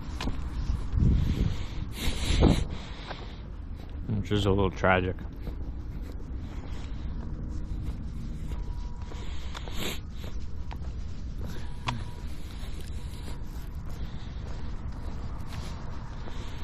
I guess this isn't Broadway anymore.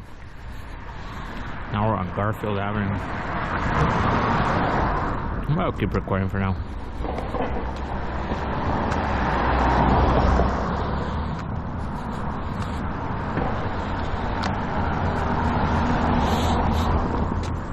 Might as well.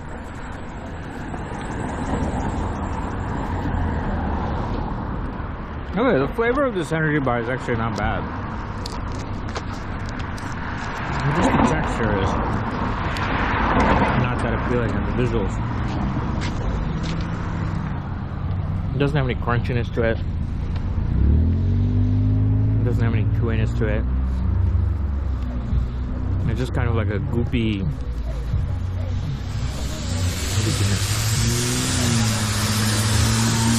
It's not gooey.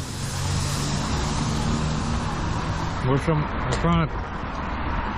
at the intersection of goopy and crumbly.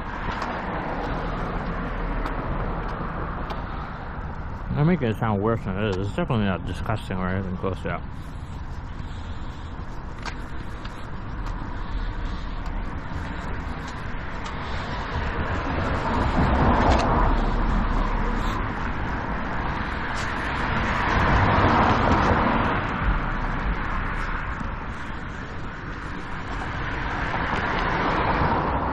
You see those towers? It says Journal Square.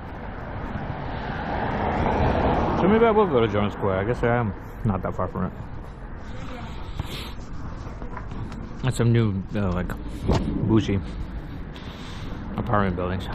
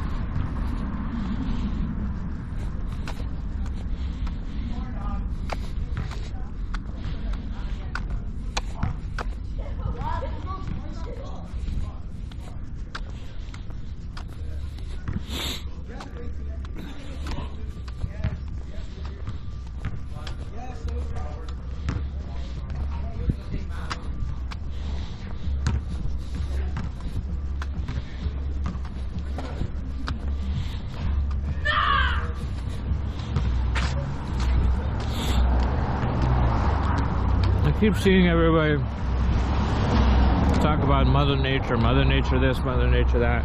You know, it makes me think like, no wonder we're so fucked up if nature is our mother. Like, have you seen nature?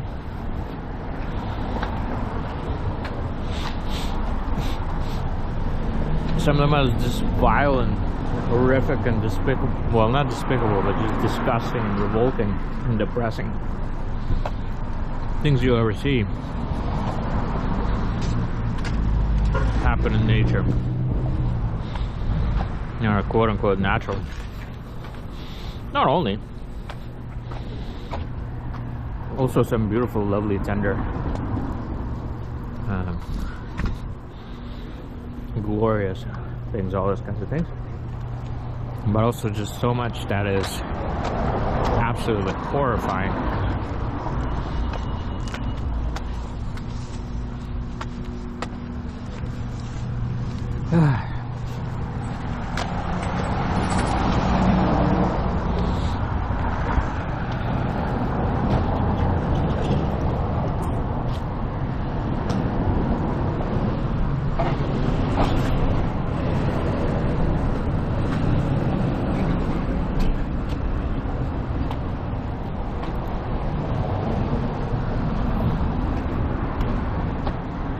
Alright.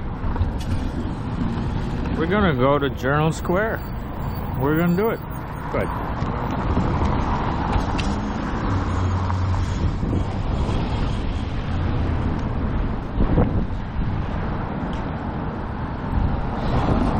Right? So there's a sign. So the thing is, one aspect of being in Journal Square is that I can take the train back from Journal Square easily. There's a PATH train. It'll take me right back to freaking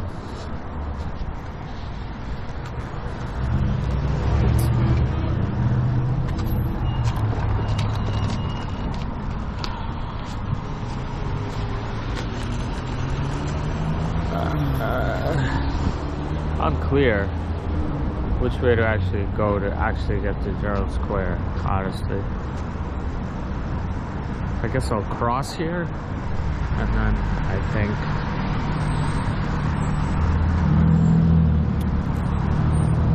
go from there.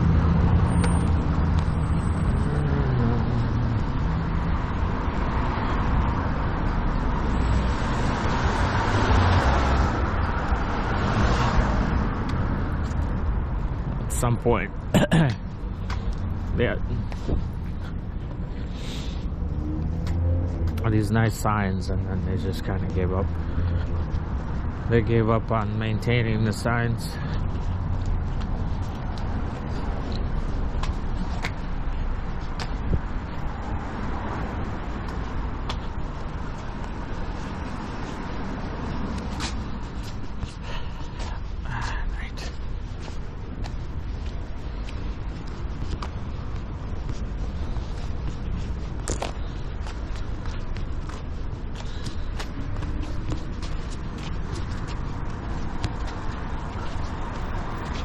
Alright, I'll go this way, and I'll basically just use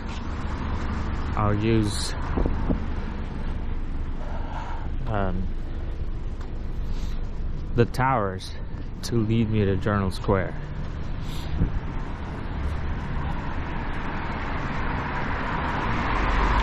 And if we can get to Journal Square, it'll be nice, because you can kind of connect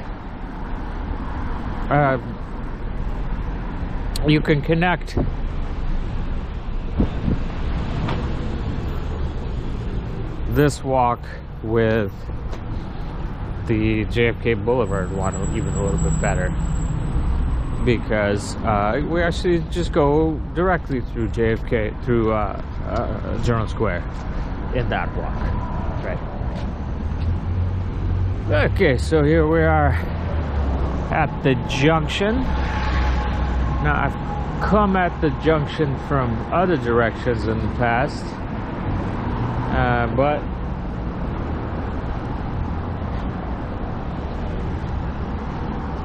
right now I'm a little bit like, what the hell, you know, where are the towers? Where are they? And I'm gonna take a right, because I think it's just generally kind of in that direction, like in between, like this direction and this direction is my guess-a-roni. And by the way, the Jersey City Marathon, Sunday, April 13th, I'm running that shit. I gotta train a little more than I've been training, to be honest with you. I've been not going as hard as I should be on my marathon training.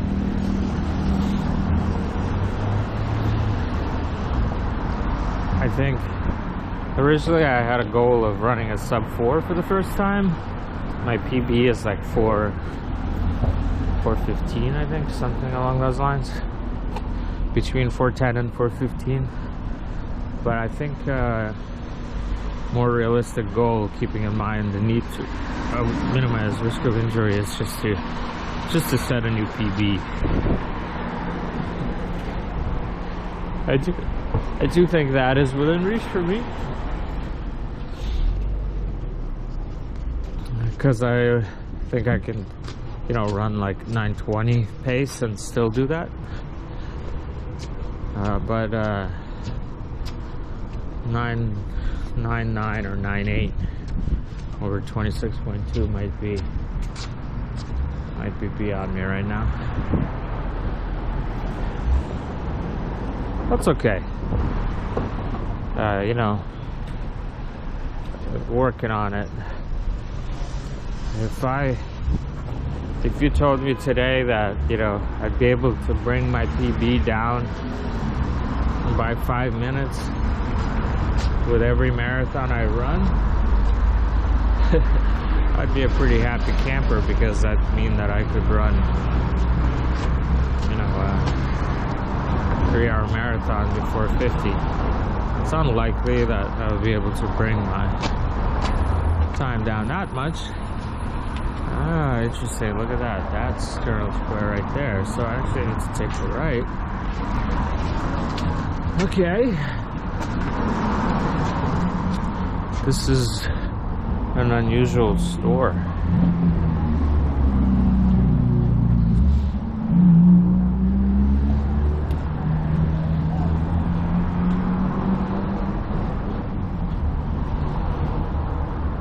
Jersey City, as you can see, is not as prosperous as a location as some others, unfortunately. It's not necessarily a location where I would want to be walking around alone late at night. Now, you might think, isn't that now? No, I'm talking about actually at night, not just when it's dark. Right now, there's too much street activity for it to be anywhere close to maximally dangerous. Although, of course, in a neighborhood like this, it's never 100% safe. By neighborhood like this, I mean a poor neighborhood.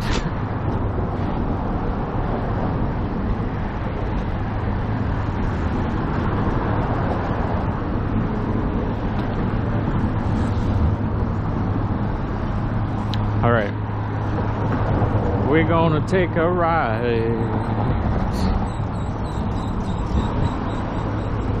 It's crazy, man, how much poverty there is in America, near Manhattan. You know, with under an hour, well under an hour commuting distance from Manhattan. And again, just still keeping in mind that this is like more prosperous than like the way that 99.9% of the world lives. Nuts. Well, okay, no, here it's fine. I mean, look at this. This is fine, right? This is just some brownstones, basically. So I'm not gonna get all my panties in a bunch about this. That would be frankly ridiculous. This is actually quite nice over here.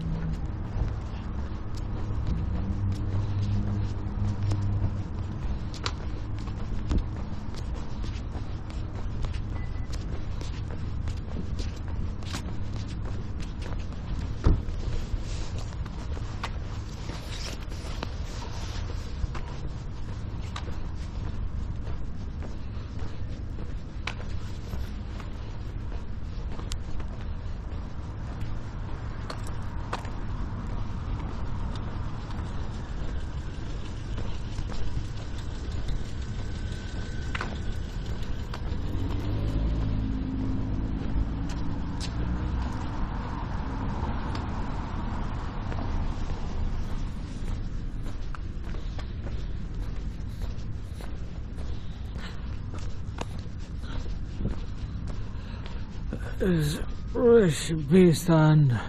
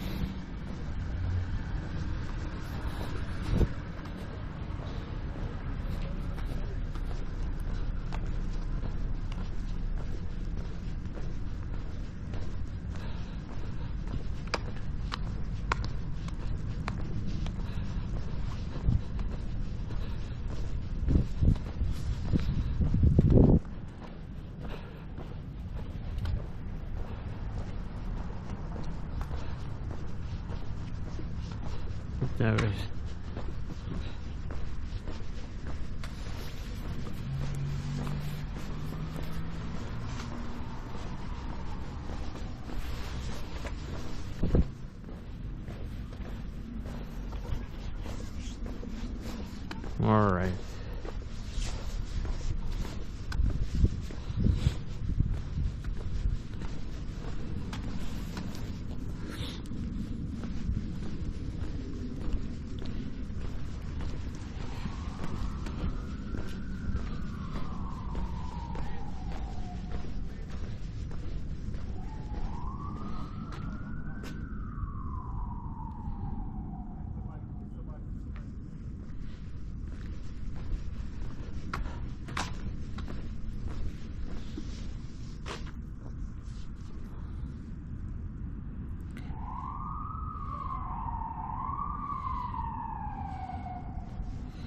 I went the wrong way, man. That was just crazy wrong way. Okay. I need to go to Bayonne Avenue and then I need to take a right. I got lost. Or maybe I just was further away from General Square than I thought, and I was going in the wrong direction because something that those buildings, they're not the towers.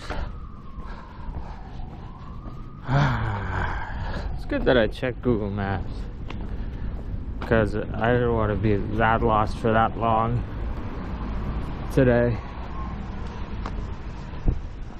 Unusually. Ow. I fell and hurt my body. My life is interesting.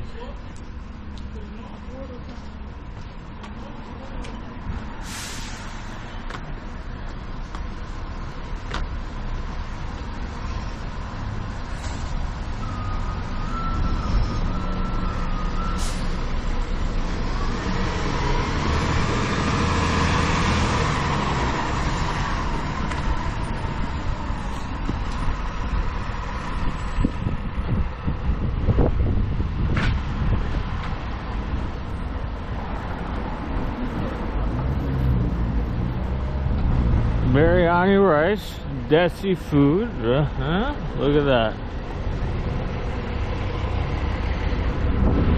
A lot of Indian food around here. Okay, so there we go.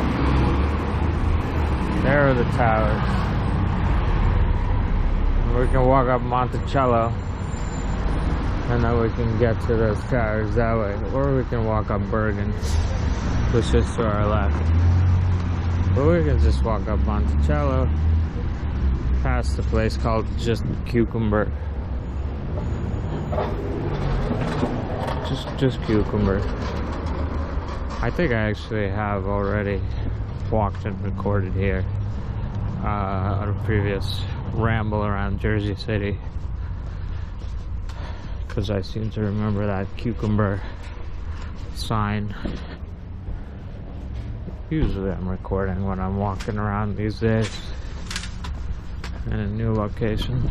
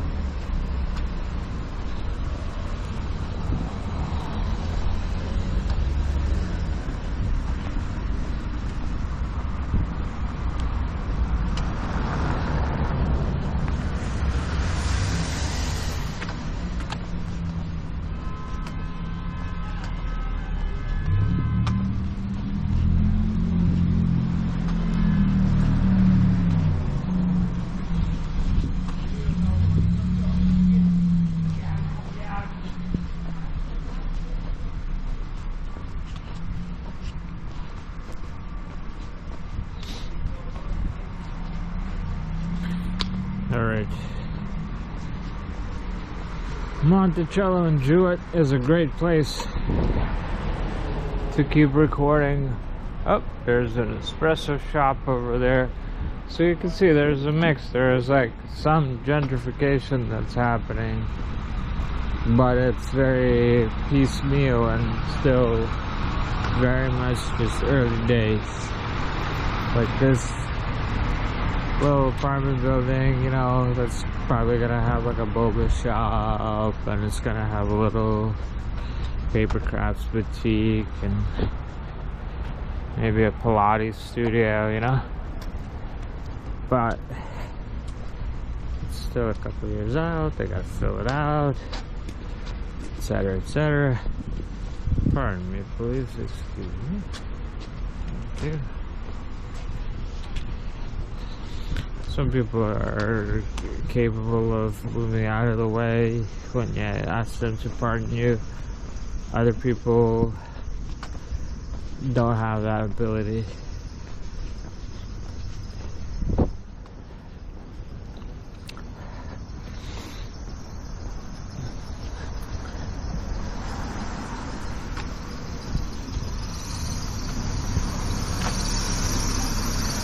We're all built different.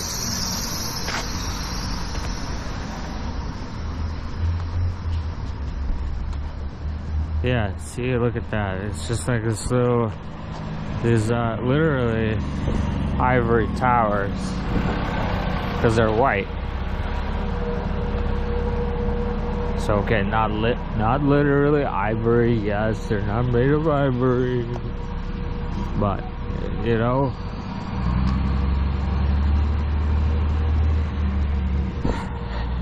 Jeez, you're so anal.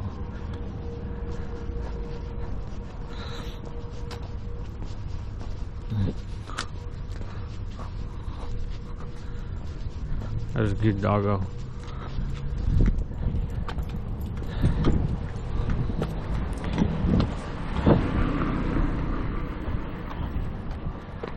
There's a good doggo.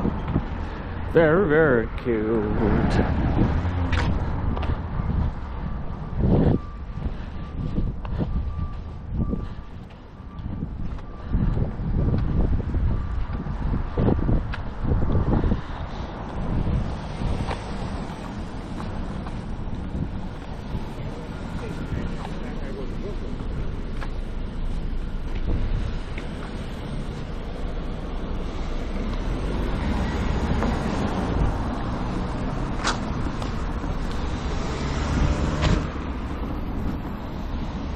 People talking about going to Brooklyn. I'm like, what you doing? Why you want to go to Brooklyn?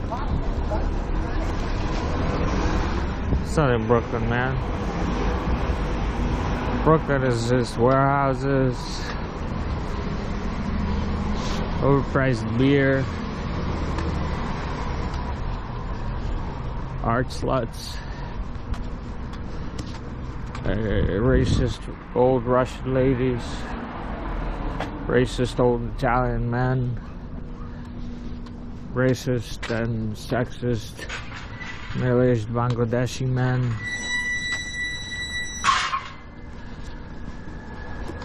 etc.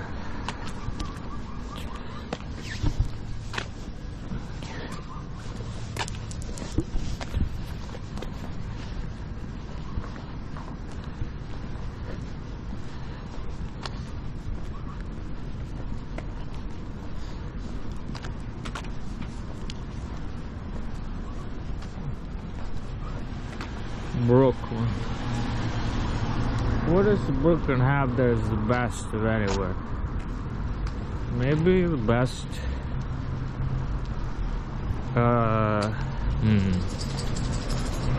This is tough. Because the thing is Brooklyn, you know, this is just also the case about New York in general. New York is kind of has all of these expat communities, immigrant communities, and so there's high quality of lots of things. But what is there the best of here? Because presumably, you know, the best Indian food is still in India, the best Russian food is still in Russia, the best whatever, you know? So what does America have that is its own? Hip-hop. So, okay. New York has, Brooklyn has some of the best, New York has the best hip-hop. Well, other, you know, LA might disagree, but okay. Street art, graffiti art, some of the best probably. Honestly, maybe the best public transit system that I've ever experienced anyway, for all of its flaws and griminess and disrepair and stuff. It's still, you know, incredibly good, incredibly useful.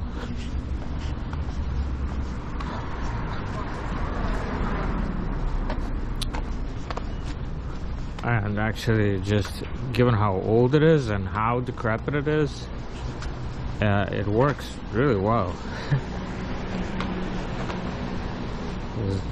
It's not that common that the train you need to take is not running, or that you have to wait for a long time.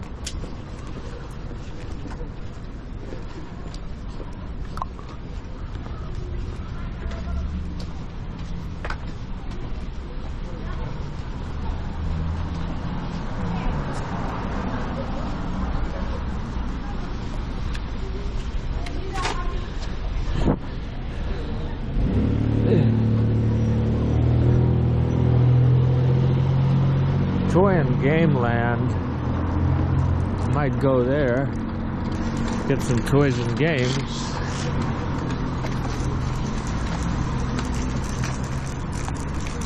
Alright, so well, you know, this is Journal Square. We already got lost, so it doesn't even really matter if we keep going or not now. I'm gonna go ahead and turn this camera off. Thanks so much for hanging out. I'll see you next time.